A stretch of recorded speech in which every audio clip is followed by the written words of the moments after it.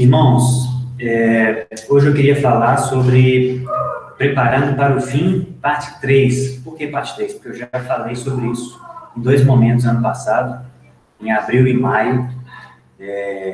Em abril, eu tentei trazer um panorama do que está acontecendo, né? uma leitura de alguns sinais que têm acontecido desde o início da pandemia. E em maio eu falei sobre a preparação do coração para esse dia, para esse grande dia, né? A questão da santidade, para a gente não ser pegos de surpresa, para não sermos pegos com a vasilha sem óleo, né? Como Jesus falou na parábola. E hoje muita coisa aconteceu de lá para cá, e eu queria tentar trazer uma leitura do que tem acontecido de lá para cá, porque eu acho que aconteceu muitas coisas importantes, muito relevantes, e eu queria atualizar os irmãos com isso. E essa pandemia, ela virou uma chave no mundo, coisas inéditas estão acontecendo, e para nós que conhecemos as profecias, para nós que conhecemos a Escritura, o que está escrito, para nós que conhecemos o que está escrito, e quais são os desdobramentos dos últimos dias, para mim, pelo menos, tem ficado cada vez mais clara a preparação do cenário para a manifestação do anticristo. E eu queria dividir, então, em 2 partes. Primeiro, uma análise dos tempos, dos sinais, e depois a gente se voltar um pouco mais para a Escritura e tentar entender qual deve ser a nossa postura diante disso, tá bom? Diante desses últimos dias. E eu queria lembrar também que muitos pontos são polêmicos. Isso é inevitável, porque a gente está numa fase social de grandes polêmicas, de grandes acontecimentos, de leituras diferentes, e isso sempre houve, mas a gente parece que num nível mais elevado.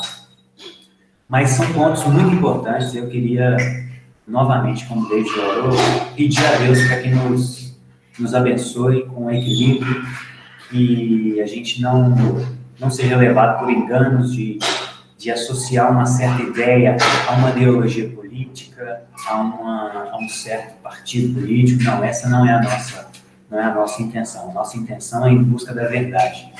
Nós, como cristãos, somos apaixonados pela verdade e somos o baluarte da verdade, né? A igreja é o baluarte da verdade. Então, nós queremos zelar pela verdade, independente de quem acredita nela, se é um partido A, um partido B, enfim. Mas que vocês sigam, inclusive, a orientação de Paulo, em 1 Tessalonicenses 5,19. Analise todas as coisas e retenha o que é bom. Julgue todas as coisas, e o contexto ali são profecias. Então, julgue as profecias, julgue as possibilidades, as interpretações, e retenha o que é bom. Isso é parte da nossa função como igreja, tá bom? E eu reconheço a minha limitação. Eu reconheço que, às vezes, podem ser ideias que não são a realidade. Então, eu também preciso, frequentemente, me revisitar, rever o que eu penso, o que eu entendo. E eu tento ser uma pessoa equilibrada. Depois que eu me envolvi mais com a filosofia, eu tentei ser uma pessoa mais ponderada. Tem 10 anos que eu estou... Não, 10 anos. Tem 10 meses que eu estou pesquisando sobre isso, que eu estou analisando os sinais. Eu tenho tentado ruminar essas coisas, ponderar os prós e os contras. Então, eu tento ser uma pessoa que não toma decisões muito rápidas, né? Porque a Bíblia fala muito de moderação. Então, acho que esse é um princípio norteador para nós, como cristãos. E o Rodrigo Silva falou de uma analogia muito interessante, a analogia do cardíaco. Se você sabe que alguém é cardíaco, a qualquer sinal de dor no peito, você não brinca, você vai direto para o hospital. Então, essa analogia eu acho que cabe muito nos nossos tempos, né? Na nossa era, no tempo que a gente está vivendo, principalmente hoje. Nós sabemos que Jesus está à porta. E a qualquer sinal da vinda dele, o mais prudente é a gente não se arriscar, né? Então, a cautela, às vezes o pecar pelo excesso pode ser uma possibilidade, mas também pecar pela falta de atenção aos sinais também pode ser uma possibilidade. Então pense nisso, pense nessa analogia do cardíaco, tá bom, irmãos? Então vamos começar na parte dos sinais, da geopolítica, o que está acontecendo no mundo, o que de lá para cá, de maio para cá aconteceu, que eu acho muito relevante trazer para os irmãos, para que a gente julgue essas coisas como corpo, né? Como a Bíblia diz, nenhuma profecia é de particular interpretação. Então eu vou trazer algumas coisas aqui para a gente julgar, tá bom? Primeiro eu queria ler Apocalipse capítulo 13, vamos lá comigo. Apocalipse capítulo 13, de 1 a 8. Apocalipse 13 está falando sobre as bestas.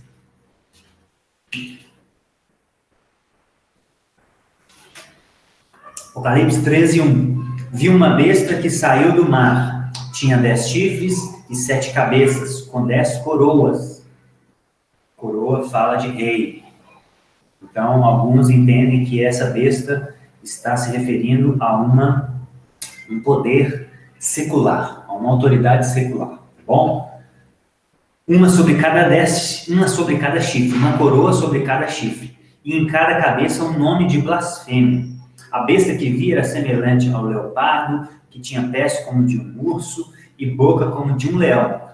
Isso aqui arremete a Daniel capítulo 7, que também fala de profecia, que é um livro profético que fala dos últimos dias. E Daniel teve essa visão também de leopardo, de urso, de leão. O dragão, que é a simbologia para Satanás no Apocalipse, o dragão deu à besta o seu poder, o seu trono e grande autoridade. Uma das cabeças da besta parecia ter sofrido um ferimento mortal, mas o ferimento foi curado. Todo o mundo ficou maravilhado e seguiu a besta. Adoraram o dragão que tinha dado autoridade à besta e também adoraram a besta, dizendo: quem é como a besta? Quem pode guerrear contra ela? À besta foi dada uma boca para falar palavras arrogantes e blasfêmias, e lhe foi dada autoridade para agir durante 42 meses. Ela abriu a boca para blasfemar contra Deus e amaldiçoar o seu nome e o seu tabernáculo, os que habitam nos céus. Foi-lhe dado poder para guerrear contra os santos e vencê-los.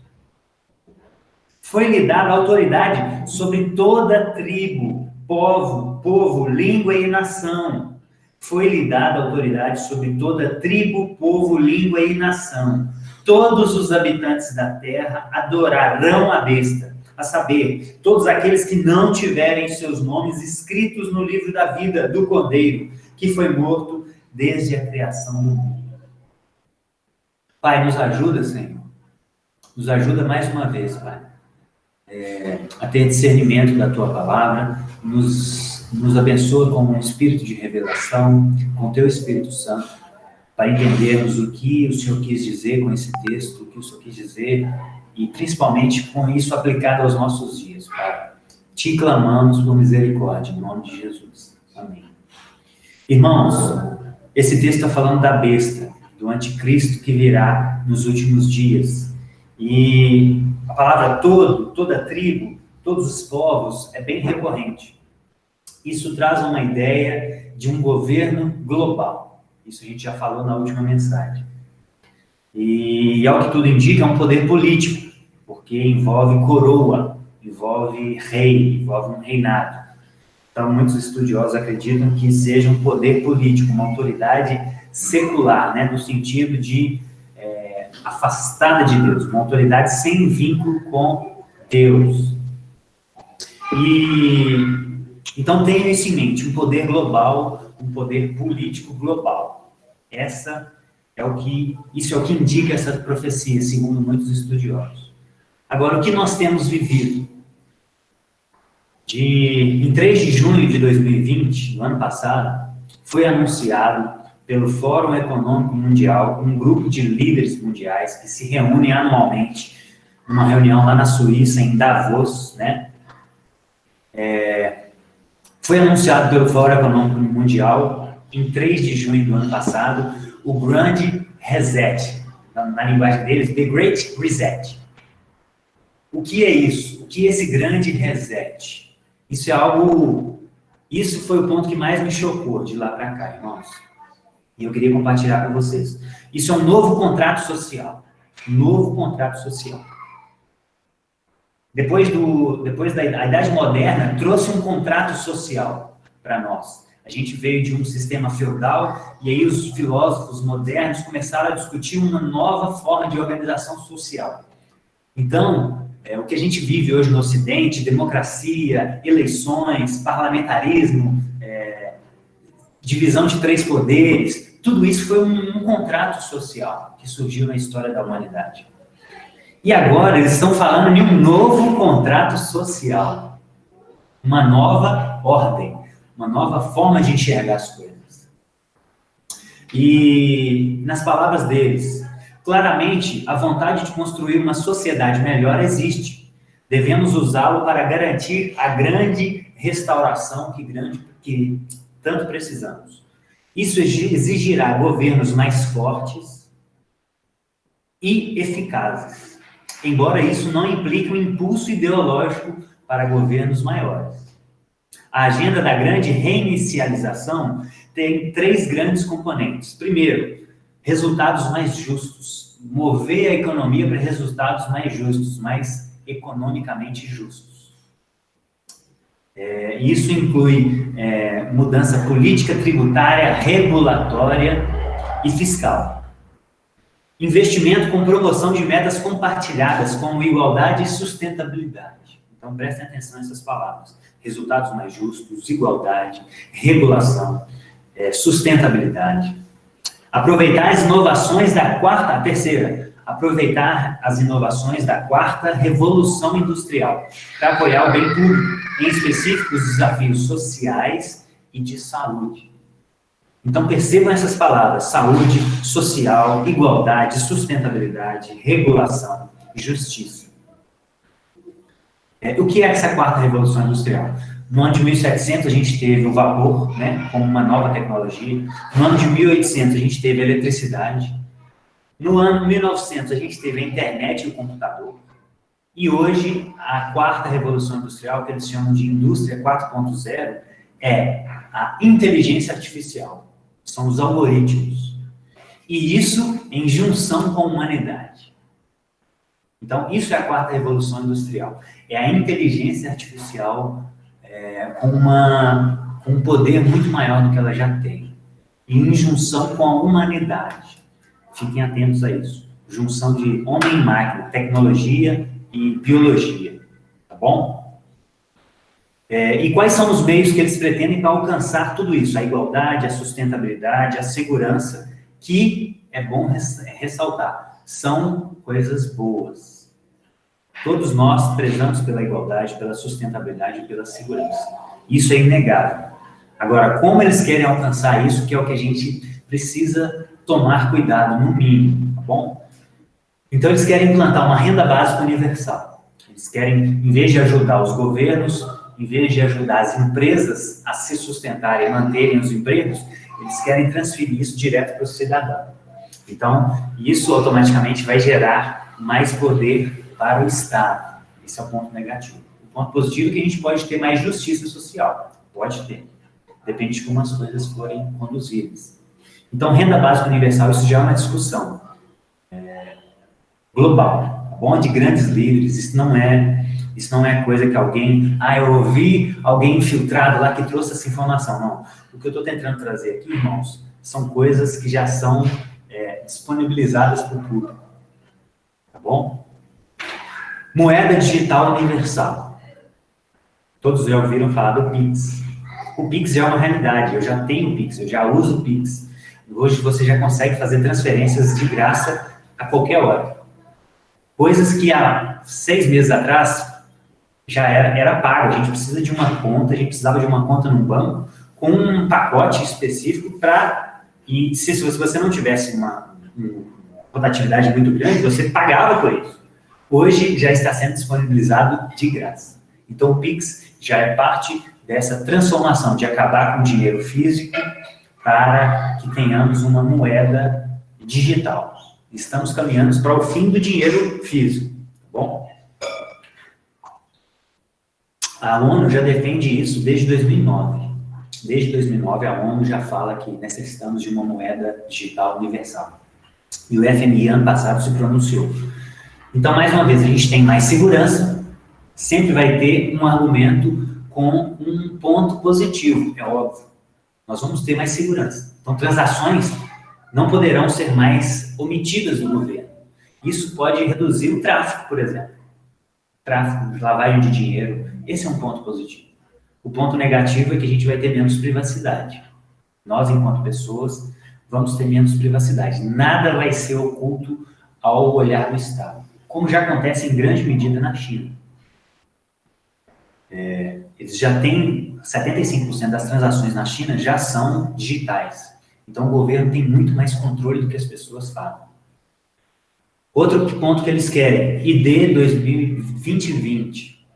Pesquisem sobre isso, ID 2020. Isso é um projeto da Microsoft, do Bill Gates, que eles querem, abre aspas, criar acesso universal à identidade dos refugiados. Criar acesso universal à identidade dos refugiados é um problema no topo da agenda da Microsoft. E achamos que a tecnologia pode ser uma ferramenta poderosa para enfrentar esse desafio. Então, qual que é a ideia deles? Eles querem criar meios, inicialmente para os refugiados, depois isso seria expandido para todas as pessoas, de ter uma identificação digital. Uma identificação digital. E como seria isso? Isso já faz parte da agenda da ONU de 2030. Sempre que vocês ouvirem falarem também, Agenda 2030, fiquem atentos a isso. Existem mais de 160 metas, que existem reuniões globais que eles querem cumprir algumas metas até 2030. Então, fiquem atentos a isso também. Então, isso pode trazer mais saúde, isso pode trazer mais uma melhor forma de identificar as pessoas, mas também a gente vai ter mais controle estatal. E como seria essa identificação? Uma das possibilidades, é a tatuagem quântica. O que é essa tatuagem quântica? Essa tatuagem quântica é uma tatuagem que o Bill Gates está desenvolvendo. Ele já tem patente disso. Ano passado saiu a patente. E é uma tatuagem invisível que você vai colocar na sua pele para monitorar para trocar a sua carteira de vacinação. Então, todos nós hoje temos uma carteira de vacinação. Então, a ideia dessa tatuagem, e ela pode ser lida por um aplicativo, ela é invisível, ela é quântica. Então, com a luz do celular, ele consegue fazer a leitura dessa tatuagem e identificar como está a sua agenda de vacinação. Então, essa é a ideia. É fazer um controle de vacinação através dessa tatuagem quântica. Isso já tem apoio da Fundação Bill e Melinda Gates, que são do Bill Gates, da esposa dele, Melinda Gates. E, inclusive, eles estão financiando 7 vacinas. Então, o Bill Gates, que está desenvolvendo uma tatuagem quântica para fazer o controle vacinal, né, controle de vacinas, eles também estão por trás do financiamento de 7 vacinas. Bom, irmãos? Então, vamos construindo um raciocínio, vamos construindo uma ideia. Então, tatuagem quântica já é uma realidade também. E, óbvio, que eles querem também um governo global. Isso já está muito claro. Eu falei na última mensagem sobre o livro Uma Breve História do Tempo, do Geoffrey Blaine, ele mostrando que há 100 anos isso seria impensável. Mas hoje, com a tecnologia que a gente tem, nas palavras dele, poderia ser feito com o consentimento ou a força a instalação de um governo global. E aí, o país, em abril do ano passado, divulgou uma reunião que eles fizeram com esses líderes para discutir uma constituição global. Então, as soberanias individuais, eles já estão questionando essa ideia de soberanias, de estados soberanos. Eles já estão discutindo a possibilidade de criar uma constituição global. E também vai ter um imposto global, né? Isso também já é uma discussão, uma pauta de discussão deles. E nas palavras do El País, lá nessa reunião, a crise sanitária do Covid, isso foi em março do ano passado, prova que somente soluções globais garantem nossa sobrevivência. Então, o argumento é sempre nesse sentido. Nós estamos vivendo crises globais que exigem soluções globais. Então, é para isso que nós estamos caminhando, irmãos. Nós estamos caminhando para essa ideia global. E como eles vão justificar esse controle? Porque tudo que a gente viu até agora tem alguns benefícios, óbvio, mas também tem os seus problemas e riscos, que um deles é o controle exagerado na mão do Estado. E como eles vão justificar o controle? Através de segurança e saúde. Basicamente, esse é o argumento geral para a implantação desses sistemas, que já existem em muitas partes do mundo, inclusive na China. Então, a ideia de trazer mais saúde e mais segurança vai estar por trás desses argumentos. E por isso é tão difícil discernir os sinais dos últimos tempos, porque existem vantagens. Essa é a grande dificuldade nossa como cristão, e eu confesso isso, é muito difícil. E por isso a gente tem que ser muito prudente. Então, a gente viu ano passado também o inquérito das fake news. Então, o controle da informação já vai ser mais forte.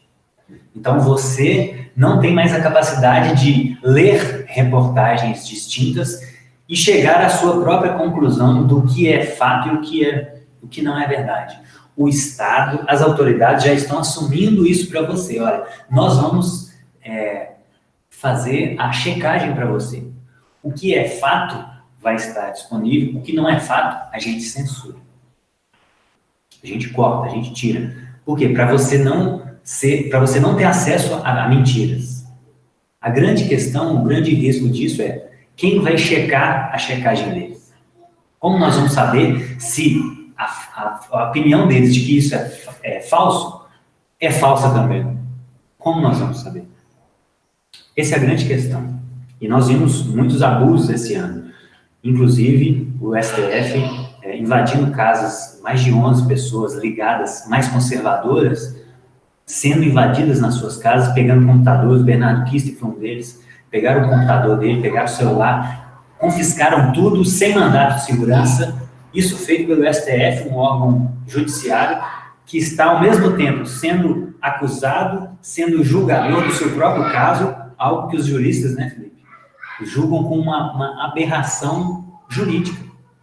O próprio, eu não sei os termos técnicos, né, o Felipe sabe melhor, mas o próprio acusado é aquele que julga e é aquele que investiga. Não é isso, Felipe? Então, isso é um contrassenso jurídico. E não tem ninguém acima deles, né? Humanamente falando. Nós temos o rei dos reis, né? O juiz, o grande juiz. Mas na Terra não tem ninguém acima deles, por cima deles. Então o risco de censura está sendo muito mais forte de lá para cá. E nós vamos ter também o passaporte sanitário, junto com essa tatuagem quântica, que é para controle inicialmente de vacinas, mas isso pode ser expandido para outras coisas. Então, eu queria tocar nesse ponto da vacina, porque está sendo muito polêmico ultimamente, e eu queria tentar contribuir para essa discussão. Tá? Por quê? Porque já existem consequências sérias, inclusive para essa vacina que já está saindo. Quem não tomar essa vacina corre o risco de ser proibido de se locomover, né, de pegar avião, de sair do país. Países já estão exigindo o controle de vacinação. E, mais sério, irmãos, nós podemos ser demitidos por justa causa. Eu vi uma advogada falando, depois não sei se você já viu isso, Felipe, mas tem uma advogada falando que, pelo fato do STF ter julgado a vacina como obrigatória, já é uma prerrogativa legal os patrões demitirem quem não quiser tomar a vacina. Então, são consequências muito sérias, e por isso que eu acho importante a gente trazer isso para discussão, porque as consequências são muito sérias. E eu não acredito que essa vacina, gente, seja a marca da besta, tá? Comentei isso há algum tempo atrás, E eu queria trazer isso de forma mais clara, porque algumas pessoas me procuraram em particular para esclarecer isso. Eu não acredito que essa vacina é a marca da besta, ou que venha com chip de monitoramento, né, como alguns têm especulado. E eu também não sou contra a vacina. Meu cartão de vacinação está em dia, da TAP está em dia. Isso não é uma campanha anti-vacina. O que eu queria trazer são alguns pontos que eu, no momento, entendo serem, no mínimo, passíveis de análise mais profunda. Então, o ponto são essas vacinas agora, no momento que a gente está vivendo, com toda essa turbulência. Essa é a minha ponderação, tá bom? Então, do ponto de vista técnico, eu, baseado na opinião de vários médicos, eu consegui listar 13 médicos de renome, 13 médicos influentes no Brasil, que do ponto de vista técnico, têm ressalvas com a questão dessa vacina. Com questões do tipo, novas tecnologias, né? Está surgindo 3 novas entre aspas, né? Mas que não foram testadas em humanos. Tecnologia de RNA, tecnologia de DNA, RNA mensageiro, tecnologias de DNA, que não foram testadas em humano, em escala massiva, e que não se sabem os riscos e os possíveis desdobramentos disso a longo prazo. Então, esse é um ponto. Etapas de estudos foram puladas. Por quê? Por causa da emergência. Algumas etapas foram puladas para acelerar o processo de fabricação dessas vacinas. Como é o caso mesmo com métodos antigos, como é o caso da Coronavac. A Coronavac é um dos métodos antigos, então ela é mais segura nesse ponto. Ela é feita por um método de vírus inativado.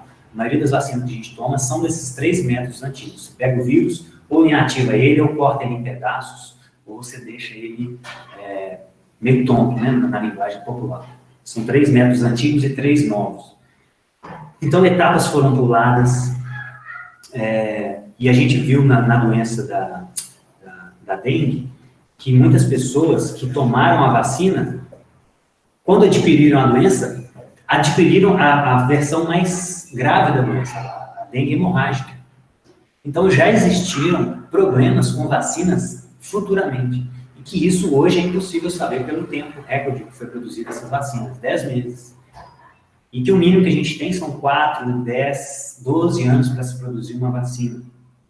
Efeitos colaterais, como a mielite transversa, que no caso da vacina de Oxford, aumentou em mais de 31% a prevalência dessa doença. E isso foi omitido pela empresa, e quem descobriu foi a mídia. A eficácia da vacina é um outro ponto que os médicos têm se discutido, né? A Coronavac 50%, a de Oxford 78%, e já existem remédios de profilaxia e de tratamento precoce com imunização de 92% de eficiência, comprovadamente, com boa literatura disponível já. A mutação do vírus é mais um ponto. O vírus se muta rapidamente, então não se sabe se essa vacina que está sendo produzida agora vai ser efetiva para daqui 6 meses ou 1 ano, com uma nova mutação do vírus. Essa estranha briga contra os remédios de prevenção, que são baratos, que já são usados há mais de 80 anos na humanidade, e que agora, infelizmente, foram politizados por ambos os lados, e que me parece que tem conflito de interesse grande por trás. Essa é a única explicação que eu consegui chegar até agora. Porque são remédios baratos e grandes corporações, como a gente viu da ligação do Bill Gates com a produção de algo relacionado à vacina, que ele mesmo está vendendo, a tatuagem. Então, assim, é isso que a gente precisa ficar atento.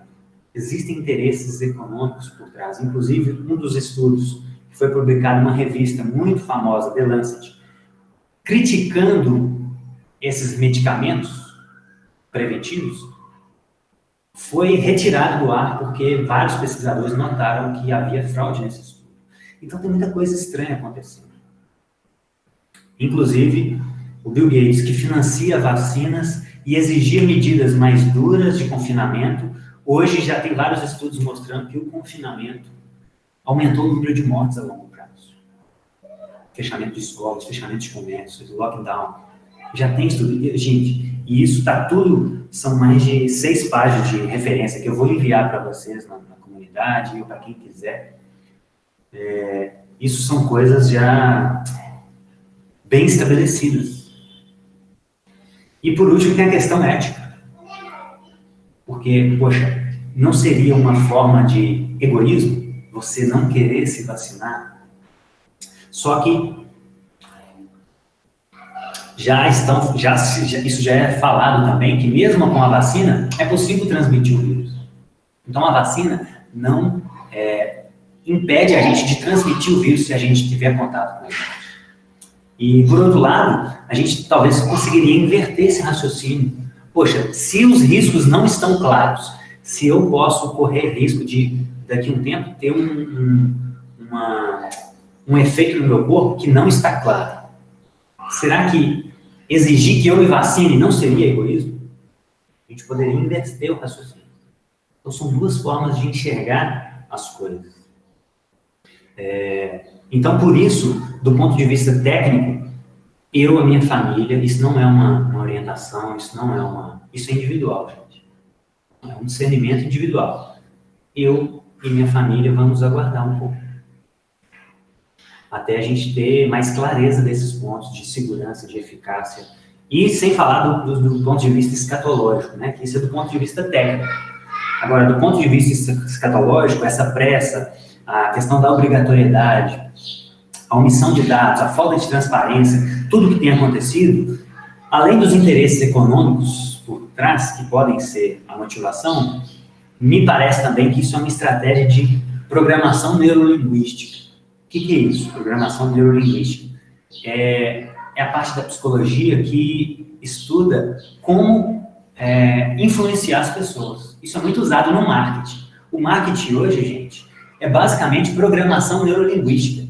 Já existe um documentário na Netflix sobre as redes sociais, que eu não vi ainda, que o mal, ele estuda a psicologia humana, estuda a natureza, para tentar cumprir os seus propósitos. E essa é mais uma delas.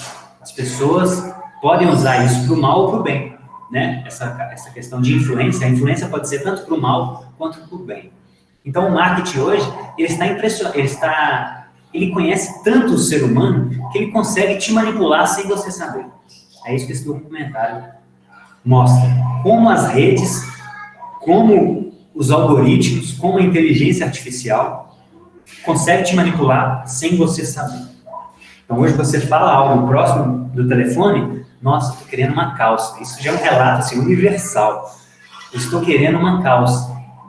Daí a pouco aparece a propaganda da calça no seu telefone. Então, assim, isso me parece uma estratégia de programação neurolinguística para preparar as mentes para uma nova ordem, para um novo conceito de vida. Me parece isso. Todo esse alarde excessivo. A doença existe, a pandemia existe, nós temos que nos cuidar, isso é fato. Mas a proporção que tem tomado me parece exagerada. E me parece que é por causa disso. E um outro fundamento disso é a teoria do halo comportamental, do John Calhoun. O que é isso? O que é essa teoria do halo comportamental, gente? Fizeram uma experiência com ratos. Colocaram vários ratos, dezenas de ratos numa sala grande e começaram a observar o comportamento desses ratos, com bastante comida. Então, com bastante comida, esses ratos eram pacíficos, eles eram cooperativos, eles organizavam vias para transitar de forma organizada, famílias se separavam como se estivessem num canto específico, como se fosse a sua casa. E aí, qual foi o grande experimento? Reduziram o acesso à comida. Reduziram os pontos de comida. E o que aconteceu quando reduziu os pontos de comida? Caos social. Os ratos começaram a ficar mais agressivos, a violência aumentou, houve até canibalismo. Por quê? Porque eles estavam numa situação estressante e isso prejudicou a capacidade deles de serem altruístas, de não sei se eles raciocinam, mas em algum nível de raciocinar, entre aspas, né? A nível animal. Então, me parece que tem muito disso por trás disso tudo, irmãos. Uma tentativa de gerar caos social através do medo. Se tem um problema, para mim a equação é assim, ó. Se tem um problema, e aí você começa a controlar a informação por meio de censura e por meio de colocar uma informação específica nos meios de mídia, da grande mídia. E aí você cria pânico, você cria medo exagerado. E depois do pânico você já tem uma narrativa formada, você já tem uma ideia formada. E depois você tem um problema inflado. E depois você vem com uma solução que, em grande parte, a gente está vendo que é rentável para os próprios. É rentável. Quantos hospitais de campanha foram desativados? É claro que existe um outro ponto. A prudência, ela é mais sensata, óbvio. Então, por isso que é difícil, porque no início a gente tinha poucas informações. Mas depois de um tempo a gente começou a ter mais informações e até hoje me parece que a narrativa não tem mudado. Então tivemos muitos desvios na saúde, inclusive em Manaus, que está agora colapsada. Junto com toda essa equação, um problema, controle de informação, pânico, uma narrativa, problema inflado, solução rentável. Então essa é a minha leitura atual. Essa é a minha leitura do que está acontecendo. Então, assim, irmãos, você precisa tomar a sua decisão, você precisa orar a Deus, você precisa buscar o Espírito Santo para discernir essas coisas, que é muito confuso. A era digital trouxe muitos benefícios, mas trouxe muita confusão também, porque existem fake news, existe de fato fake news. A questão é, muita gente não está disposta a vasculhar, a descobrir o que é fato e o que não é. A maioria é levada por mensagens instantâneas, grupo de WhatsApp, ou só o que fala na grande mídia, e tem tido muito problema com isso. Eu tenho visto muito problema com isso. Então, tudo isso é do ponto de vista geopolítico. Isso é o que tem acontecido no mundo de lá para cá, que eu acho importante alertar os irmãos, tá bom? E agora no sentido religioso, vamos lá, volta agora em Apocalipse, agora a partir do verso 11. Nós lemos Apocalipse de 1 a 8, que fala de um líder político, de um poder político. Agora, verso 11 de Apocalipse 13 diz o seguinte: então vi outra besta que saía da terra, com 2 chifres como cordeiro, mas que falava como dragão. Exercia toda a autoridade em nome dela, da primeira besta, em nome dela, e fazia a terra e seus habitantes adorarem a primeira besta, cujo ferimento mortal havia sido curado, e realizava grandes sinais. Essa besta realizará grandes sinais, chegando a fazer descer fogo do céu à terra, à vista dos homens. Por causa dos sinais, lhe foi permitido realizar, em nome da primeira besta, ela enganou os habitantes da terra. Ordenou-lhes que fizessem uma imagem em honra à besta que fora ferida pela espada, e contudo revivera. Foi-lhe dado poder para dar fôlego à imagem da primeira besta, de modo que ela podia falar e fazer que fossem mortos todos os que recusassem a adorar a imagem. Também obrigou a todos, pequenos e grandes, ricos e pobres, livres e escravos, a receberem uma certa marca, na mão direita ou na testa. Para quê? Para que ninguém possa comprar nem vender, a não ser quem tivesse a marca, que é o nome da besta, ou o número do seu nome. Aqui há sabedoria. Aquele que tem entendimento, calcule o número da besta, pois é número de homem. Seu número é 666. O número da besta é 666. Só um detalhe. A patente do Bill Gates, gente, isso é muito... Sabe qual é o número da patente da tatuagem quântica do Bill Gates? 2020, que é o ano, 060606. Esse é o número da patente do Bill Gates. O Bill Gates é o anticristo? Não sei. Eu não posso afirmar isso. Ninguém pode falar quem é o anticristo. Ninguém pode falar quando Jesus volta. Isso é impossível. Agora, muita coincidência. Uma patente que tem o número 060606. Exatamente o número da besta. É no mínimo para a gente ficar atento, irmãos. E aqui, no capítulo 13 de Apocalipse, está falando que muitos estudiosos entendem isso como o poder religioso, o falso profeta. Para haver um governo global, não haverá apenas um poder político, mas também um poder religioso. Porque são duas coisas que influenciam a cabeça das pessoas. Então, o anticristo vai contar com um poder político e também com um falso profeta. E o que aconteceu de lá para cá? Ano passado, não sei se vocês acompanharam, vários rabinos em Israel estão anunciando que o Messias já está lá. Então, o Messias Caim Kanievski, que é o terceiro rabino em Israel, terceiro em importância, ele disse em fevereiro que já estava em contato com o Messias, em fevereiro do ano passado. Um outro rabino chamado Shalom Arush anunciou em agosto do ano passado que o Messias já estava em Israel. E um outro rabino, também influente, Daniel Assor, afirmou, baseado na Cabala, que até setembro desse ano, o Messias se revelaria. Que aquela festa que acontece em setembro, que eu não lembro o nome, seria a última festa sem o Messias. Então, até setembro desse ano, de 2021, o Messias se revelaria, segundo esses rabinos.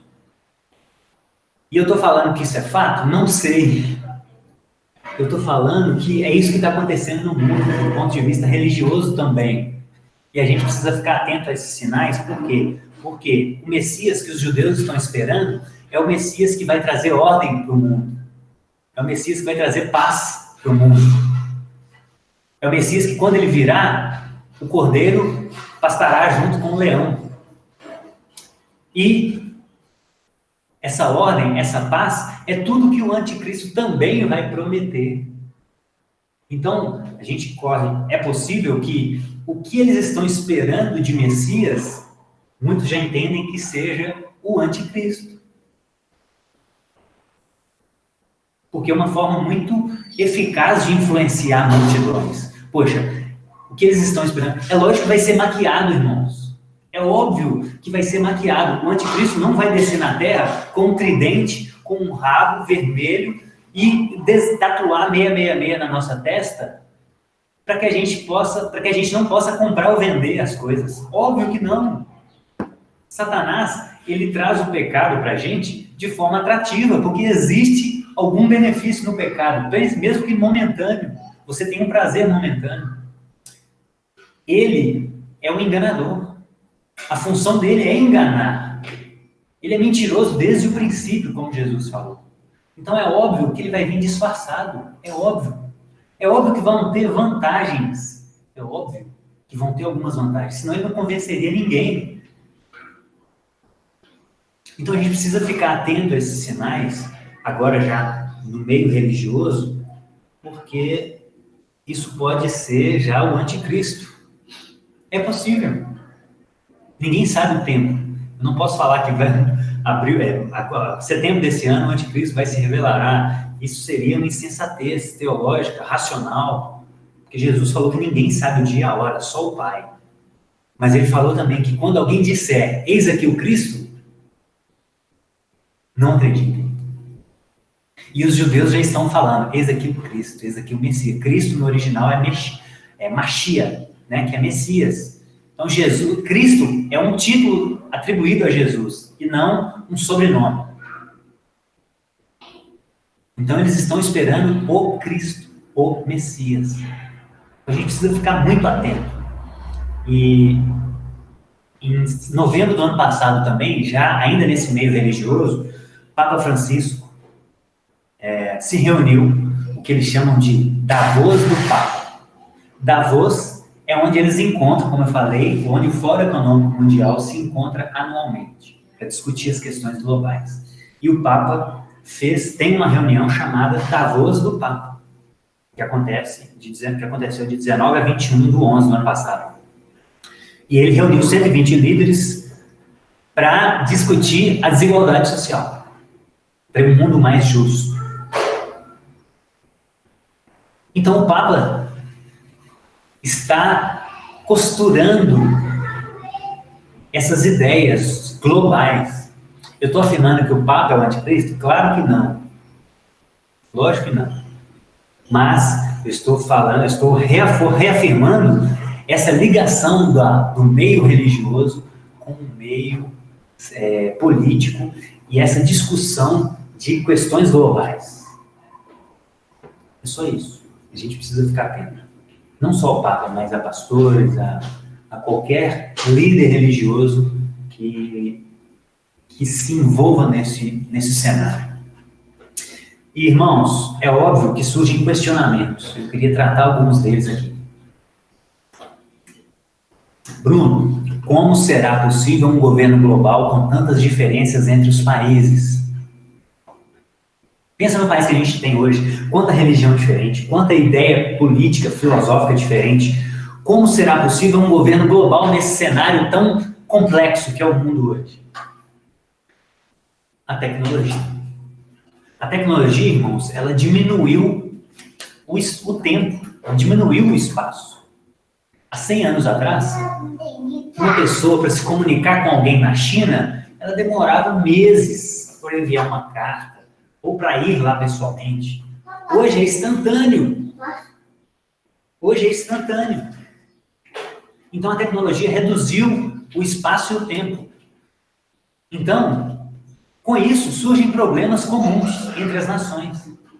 Então uma pessoa que comete um crime lá na Palestina, um brasileiro que comete um crime na Palestina, surge o dilema: ele vai ser julgado por qual Constituição? Por isso teve aquela polêmica daquele cara que foi condenado à morte, né? O traficante lá, brasileiro, eu acho. E aí? Por isso que surgem essas discussões. Precisamos de uma Constituição global para resolver esses problemas. Porque agora os problemas estão mais próximos entre as nações, por causa da tecnologia. Então, a tecnologia vai garantir essa unificação de pensamento, de um governo global e de uma religião global também, que essa é a tendência. Agora, Bruno, por que agora, Bruno? Isso é uma pergunta ótima também. Todas as perguntas são ótimas. Por que agora? Em vários momentos da história, as pessoas já pensaram que Jesus estava voltando. Por que a gente pode afirmar, ou pelo menos entender, que nós estamos mais próximos agora?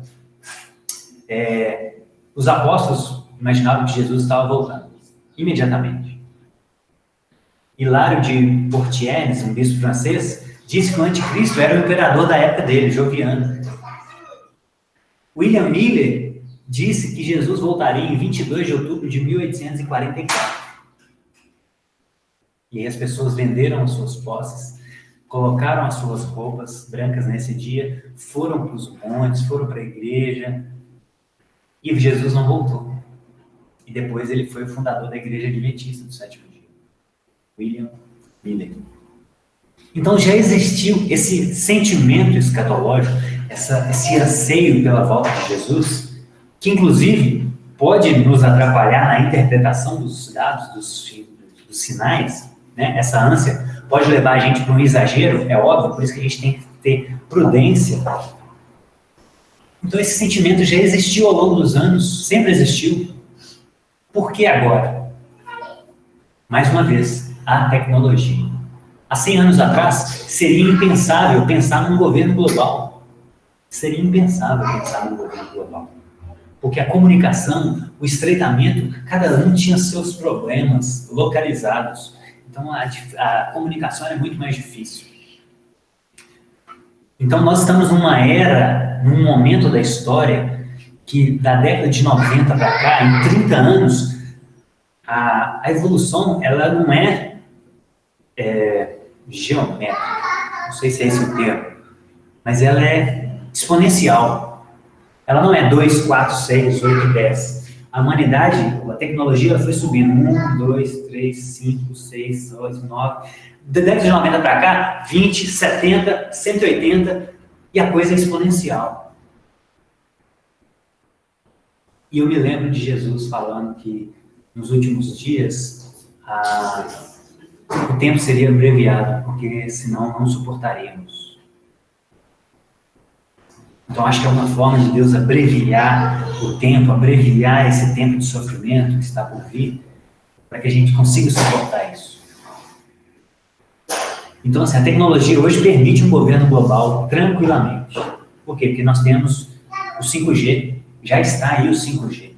5G é uma tecnologia de internet. Começou com o G, depois veio o 2G. Muitos aqui já tiveram um telefone, smartphone daqueles antiguinhos com 2G, mandava mensagem. Essa tecnologia que permitia mandar mensagem. Depois surge o 3G, você já começa a conversar com as pessoas online. E hoje, a maioria hoje já é 4G. Permite coisas muito mais avançadas. E agora já está vindo o 5G e já tem previsão do 6G até 2030. Por quê? Porque para exercer esse controle global, só com uma internet super potente, que alguns já estimam que vai exceder em 100 vezes a 4G. Por quê? Porque vai ser muita câmera, vai ser a internet das coisas, tudo vai estar conectado à internet, não só os nossos aparelhos, telefones, mas a sua geladeira, a sua televisão, tudo isso é o que eles chamam de internet das coisas. Tudo vai ser conectado. Porque só assim que eles vão conseguir ter controle total sobre todas as pessoas. Para que ninguém possa comprar e vender, senão aquele que tiver a marca da besta. Só assim será possível esse controle. Agora, Bruno, isso não é a teoria da conspiração? Essa eu acho que é a mais comum. Sim, isso é uma teoria da conspiração. Só que nós, como cristãos, acreditamos na maior das teorias da conspiração, que é, existe um Deus, existe um ser que criou todas as coisas, e existe um outro ser que conspirou contra esse ser grande, que é Deus.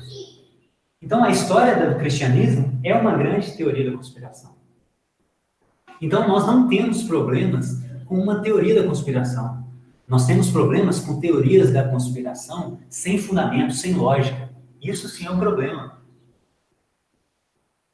Então, teoria da conspiração, o cristianismo é uma grande teoria da conspiração. Satanás está conspirando contra Deus desde o princípio. E ele vai chegar nesse nível aqui, ó, ele vai conspirar contra o reino de Deus, e que, por sinal, no livro de Apocalipse, é sempre uma imitação.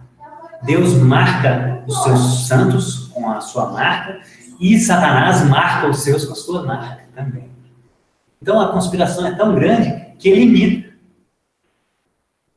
Deus nos dá um selo e Satanás marca os seus filhos com uma outra marca. Isso é uma grande teoria da conspiração. Mas é uma teoria da conspiração com fundamento. Então, cuidado para você não recusar uma ideia, porque ela está sendo taxada de teoria da conspiração. Analise os fatos e a fundamentação dela. Por quê? Porque a maior estratégia de Satanás é fazer com que as pessoas acreditem que ele não existe, que a existência dele é uma teoria da conspiração. Assim ele pode agir livremente. Então, se esses líderes mundiais estão com uma agenda e eles querem avançar com essa agenda, a estratégia mais inteligente que eles poderiam ter é taxar tudo aquilo que revela a verdade de fake news, de teoria da conspiração, porque muita gente tem preguiça de fazer essa análise exaustiva dos fatos. Muita gente tem preguiça. Então, taxar as coisas de teoria da conspiração, de fake news, é muito mais efetivo. Então, cuidado, irmãos. Relembrem 1 Tessalonicenses 5. Analisem todas as coisas. Não só aquilo que é o senso comum, ou que a mídia, a grande mídia, coloca para você. Analise todas as coisas. E retenha o que é bom. Então, não rejeite uma ideia porque alguém taxou ela de teoria da conspiração. Observe todo o cenário. Observe toda a conjuntura. E tome a sua. Aí depois, se você ponderar os dois lados, os prós e os contras, aí sim você pode falar, não, essa é uma teoria da conspiração. Você pode até chegar à conclusão que é, mas que seja uma teoria da conspiração sem fundamento. Ou é uma teoria da conspiração, mas com fundamento. Então, cuidado com esse jargão, teoria da conspiração. Mas, Bruno, último questionamento. Igualdade, sustentabilidade, vacina, justiça social, isso são coisas boas, isso vem de Deus. Como assim essas coisas estão sendo usadas por Satanás? Irmãos, como eu já falei, a gente não pode confundir os fins com os meios. Satanás, ele vai querer enganar a gente, ele quer enganar a gente. Então ele não vai vir de tridente na mão, pedindo para tatuar a sua testa, para você não poder comprar. Lógico que não. Então ele vai trazer coisas confusas, com motivações confusas. É assim que ele vai agir. É óbvio. Eu vi um pastor ontem falando... eu concordo com ele estava discutindo se essa vacina é a marca da besta. Ele falou, gente, essa vacina não é a marca da besta, por quê? Porque as pessoas vão assumir a marca da besta conscientemente, elas não vão ser enganadas. Eu falei assim, gente, o que ele falou é verdade, eu também acho que não é a marca. Só que o argumento dele foi totalmente contra a natureza de Satanás. O que ele mais quer é enganar. E a forma mais efetiva de influenciar mais pessoas possíveis é enganando. É óbvio. Então, ele falou uma coisa certa, só que a justificativa dele mostra parece uma desconexão da realidade. Então, assim, vão ser coisas boas mesmo, irmãos. Vão ser coisas boas. A questão é a forma como tem sido feita, que a gente precisa ser mais cauteloso. Geralmente são questões para concentrar poder e lucrar. Geralmente. E aí, o que a gente faz então? Qual deve ser a nossa postura diante disso tudo? A Rebeca já começou a falar para a gente semana passada sobre amar a Deus. Então, acho que essa é a primeira, o mais importante que a gente precisa fazer é amar a Deus para estar preparado para sofrer. Porque só consegue sofrer quem ama a Deus. Os discípulos, lá em Atos capítulo 5, foram açoitados.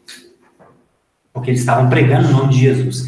E eles só conseguiram sair dali felizes porque eles amavam a Jesus de uma forma que era um privilégio para eles sofrer pelo nome de Jesus. Gente, Jesus é tão maravilhoso. Ele é o nosso Senhor e Salvador. Ele é o nosso amado, o amado da nossa alma. Ele é aquele que nos dá vida de graça. Ele é aquele que cuida de nós. Ele é tão especial que sofrer pelo nome dele é uma dádiva, é uma maravilha. E os discípulos saíram alegres, porque eles estavam sofrendo pelo nome de Jesus.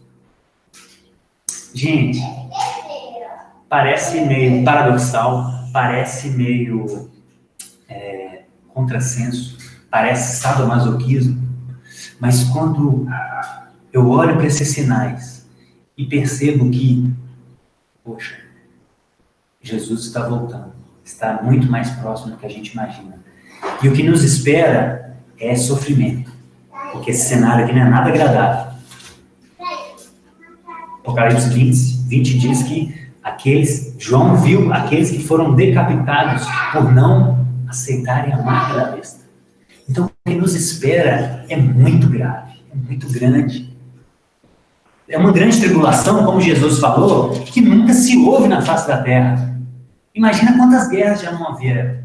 Imagina o holocausto, gente. Imagina o sofrimento dos judeus. De mães sendo costuradas os seus seios para que os médicos nazistas estudassem quanto tempo uma criança sobreviveria sem leite materno. Esse é o nível de maldade que já existiu na terra. E Jesus falou que vai haver uma tribulação como nunca houve. Então é algo absurdamente superior. É algo muito maior do que a gente está imaginando. E como está a nossa preparação? Nós estamos vivendo um evangelho de preparação para a guerra, que nós já sabemos o fim, e nós somos soldados do general, e nós estamos nos preparando para essa guerra, ou a gente está vivendo uma vida totalmente descabida, que não nos prepara, mas que nos enfraquece, em todos os sentidos. Nos enfraquece espiritualmente, pessoas que não leem a Escritura, pessoas que não congregam, pessoas que não jejuam, que não têm práticas espirituais. Isso vai enfraquecendo a gente. E se a gente não estiver forte, a gente não vai suportar a guerra. Porque nenhum soldado fica deitado na rede 3 meses para ir para a guerra. Não, ele simula situações de batalha. Ele enfrenta frio, fome, estresse físico, estresse psicológico. É isso que o soldado faz. E como a gente tem levado a nossa vida? A gente só procura aquilo que é bom, a gente só dá o que sobra, a gente só ora quando não tem sono, a gente só congrega quando é perto da nossa casa. Como a gente tem levado a nossa vida? A gente tem se esforçado para se preparar, para calejar a nosso espírito, calejar a nossa alma, calejar o nosso corpo. Estamos preparados fisicamente? Ou se a gente precisar correr 50 metros, a gente não consegue correr? Então a gente precisa pensar, gente, que a gente já está numa guerra e que vai vir uma batalha muito mais grave. Existe uma batalha muito mais grave vindo pela frente. E a gente precisa estar preparado para o fim. E a gente só vai conseguir se preparar se a gente viver o Evangelho. Como eu disse naquele texto que eu mandei lá na comunidade, a maior estratégia de Satanás que eu percebi é a teologia da prosperidade, porque ela diz que você não pode sofrer, que você pode ter excesso de riqueza, que você pode acumular tesouro na terra. Ela diz que você pode ter uma vida fácil. E isso é uma ótima estratégia para te enfraquecer para uma vida difícil. É uma ótima estratégia. Então, enquanto você só fica na sua zona de conforto, só dá aquilo que é seguro, só ora quando é conveniente, só congrega quando é conveniente, você está se enfraquecendo. Então a gente precisa amar a Deus sobre todas as coisas. Então esse é o primeiro passo para a gente se preparar. Preparar para sofrer amando a Deus. Porque o sofrimento é certo.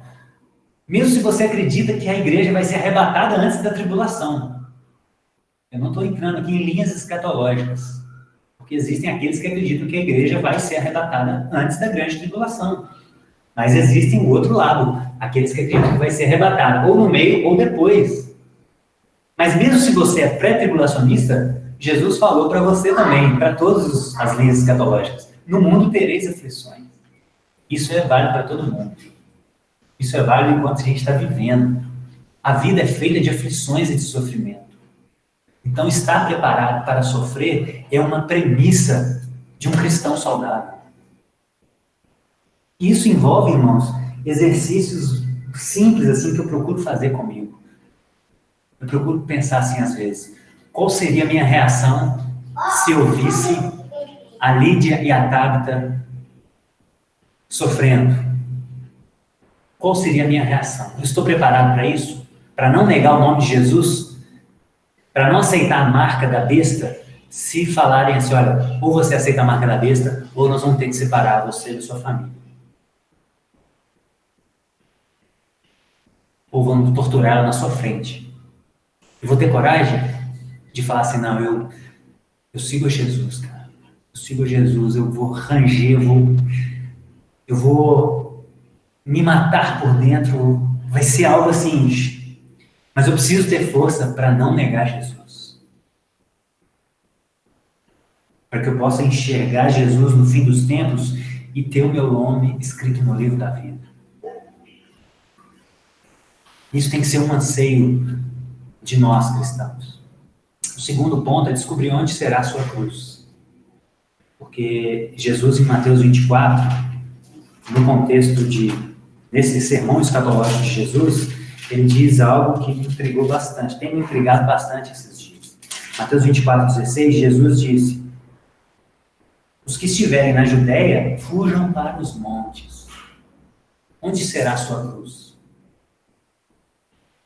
A história registra que esse sermão aqui, irmãos, ele tem um duplo comprimento. Os estudiosos acreditam que ele tem um duplo comprimento.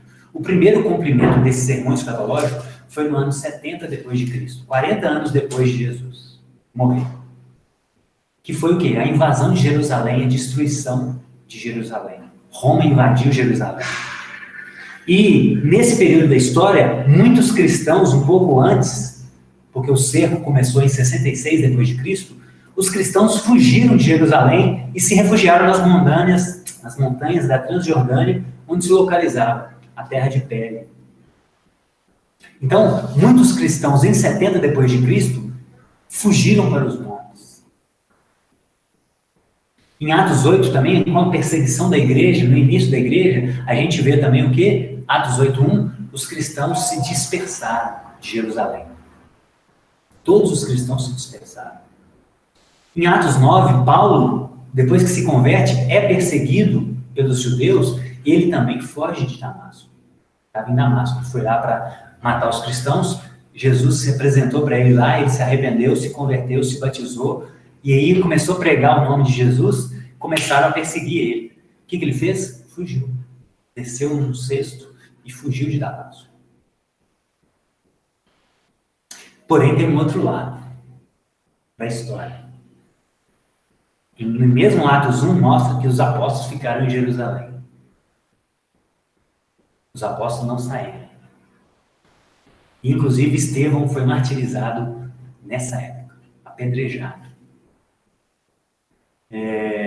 Pedro, segundo a tradição, no final da sua vida, ele estava fugindo de Jerusalém. E Jesus aparece para ele, pede para ele voltar. Para quê? Para ser crucificado de cabeça para baixo.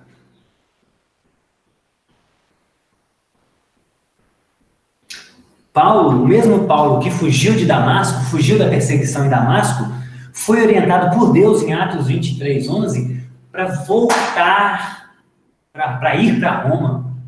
E o que aconteceu com Paulo em Roma? Foi martirizado. Então, e a gente já viu que o que vai nos esperar é decapitação, para quem não receber a marca. Isso é o que vai nos esperar. A questão é, qual é a sua cruz? O que você deve fazer?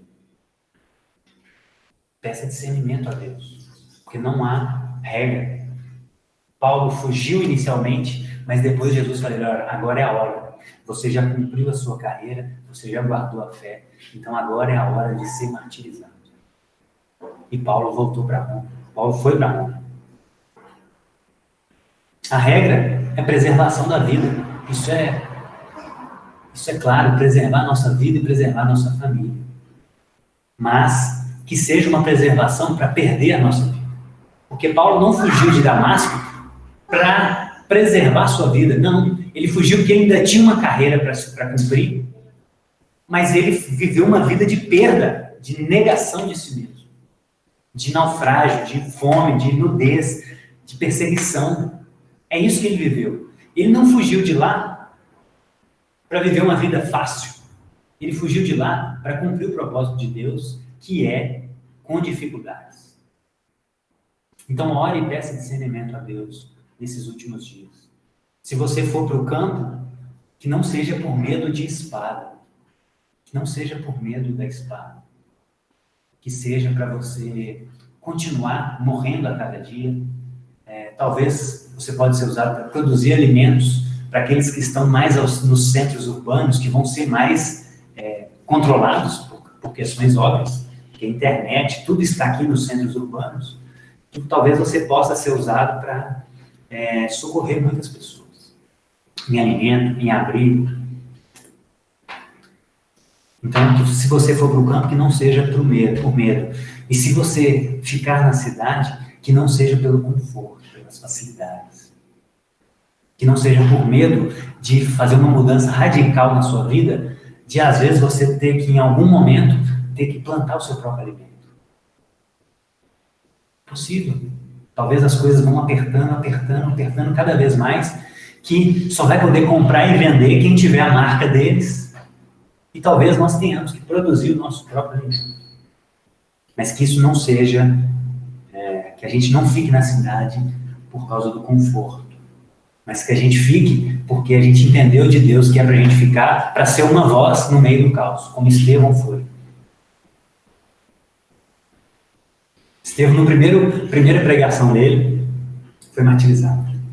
Mas ele foi uma voz. Ele fez um resumo da Escritura, desde Abraão até o cumprimento da volta de Jesus. Denunciou o pecado deles.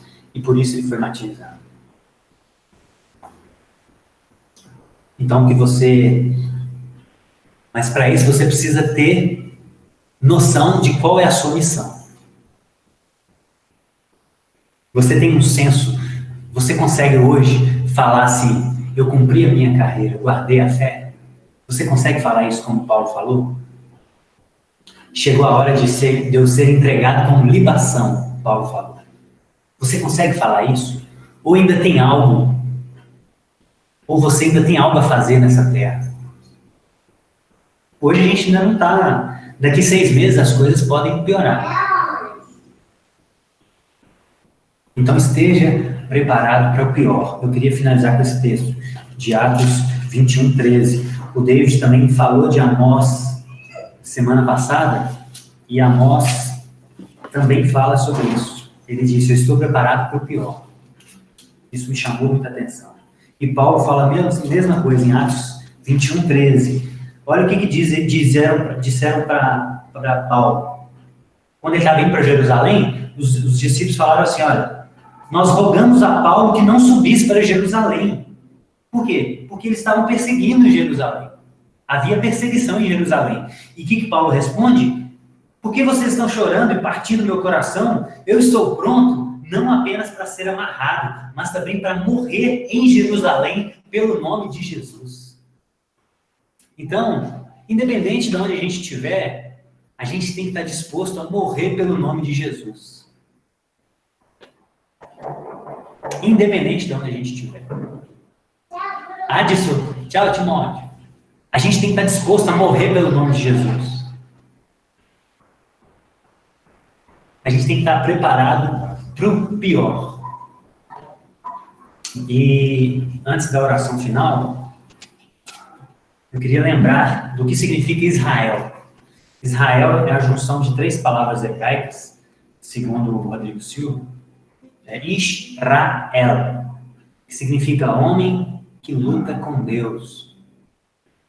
Isso, eu achei muito interessante isso.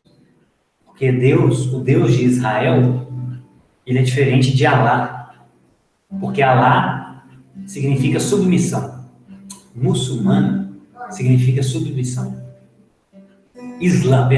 Islamismo significa submissão. E é muito mais bonito, foneticamente falando, essa ideia de submissão do que alguém que luta com Deus. É muito mais bonito. Só que ele mostrou para um lado que eu achei muito interessante. Ele falou o seguinte, olha, nós estamos indo para uma guerra. Então a forma mais efetiva de preparar alguém para a guerra é lutando com ela. O lutador de boxe, ele não se prepara para a luta descansando, dormindo somente. E ele enfrenta dificuldade, ele enfrenta pancada, ele tem que apanhar para ele criar resistência para conseguir lutar. Então o nosso Deus é um Deus que luta conosco, que lutou com Jacó, que feriu Jacó na coxa e que nos coloca à prova em vários momentos da nossa história, exatamente para nos preparar para a guerra. Nosso Deus é um Deus que luta conosco. porque Ele nos ama. Se o seu filho não quiser tomar um remédio que você sabe que é bom para ele, você luta com ele, você segura ele para ele tomar aquele remédio, porque você sabe que é bom para ele, que você está preparando ele para uma outra coisa maior que ele não sabe. E assim é o nosso Deus conosco. Ele nos prepara para a guerra. Então, mesmo que Ele esteja nos provando, colocando obstáculos, nos batendo, nos ferindo, isso é para um bom propósito. Ele é sábio, Ele é bom, Ele é onisciente, Ele sabe de todas as coisas, Ele não erra. Então, independente das lutas que estejamos passando, que a gente lembre que o nosso Deus está nos preparando para a guerra. E ela é muito agressiva. Ela é muito agressiva. Ela vai ser mais agressiva de tudo aquilo que a gente tem vivido. Nós não temos noção do que será os últimos dias. Então vamos orar, vamos pedir a Deus para nos ajudar nesses últimos dias. Pai, obrigado, Jesus. Obrigado por termos acesso a essas revelações e podermos olhar para os tempos e tentar discernir o fim dos dias, Pai. Eu te peço, Jesus, que o Senhor nos dê força e coragem para o pior, Pai. Nos ajude a abandonar esse evangelho de pelúcia que apenas quer nos proteger, nos colocar numa bolha. Mas isso, Paizinho, é a maior estratégia de Satanás para nos enfraquecer, porque ele quer nos destruir. Ele é como um leão rugindo ao nosso derredor, procurando alguém para devorar, como diz a tua palavra. Ele quer nos tragar, ele nos odeia. Mas nós abandonamos, Pai, as facilidades, abandonamos as falsas promessas e seguimos rumo ao teu evangelho, que nos prepara para a guerra, porque nós somos os seus soldados, nós somos os seus embaixadores aqui na terra. E o embaixador é aquele que representa princípios em outro local. Então nós estamos aqui para representar valores eternos nessa terra. Estamos aqui para isso. Estamos aqui para perder a nossa vida. Porque, como o Senhor disse, quem quiser ganhar a vida, perdê-la-á. Mas quem perder a vida por amor ao seu nome, ganhá-la-á. Pai, nos ajude a perder. Nos ajude a ter uma metanoia, a ter uma mudança de mentalidade radical. E passarmos a buscarmos mais o Senhor. Para que possamos amar o Senhor de todo o nosso coração. E só assim estaremos prontos para o fim, Pai. Só assim estaremos prontos para o fim. Independente de onde estivermos. Que nossa vida seja uma candeia acesa, dispostas ao pior, dispostos a sermos martirizados e torturados por amor ao seu nome, que é um privilégio, por sinal, Jesus. Morrer pelo seu nome é muito mais nobre do que viver uma vida de facilidades longe do Senhor.